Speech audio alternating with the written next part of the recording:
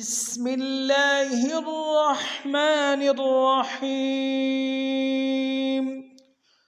नून मुशद्दद और मीम मुशद्दद का कायदा। नून मुशद्दद और मीम मुशद्दद कब मुशद्दद होता है?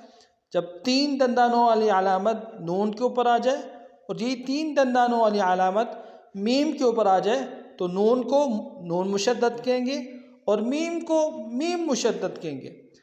नून मुशद्दद और मीम मुशद्दद में हमेशा गुन्ना होगा।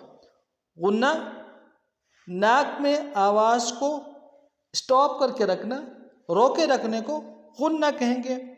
और गुन्ने की मिक़दार फरमाते हैं 1 अलिफ के बराबर आवाज़ को नाक में रोके रखना।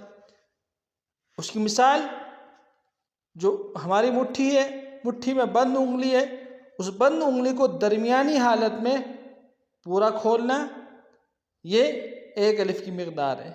या खुली उंगली को दरमियानी हालत में बंद करना, ये मिक़दार है। अब उसकी मिसाल क्या है? अल्लाहुम्मा,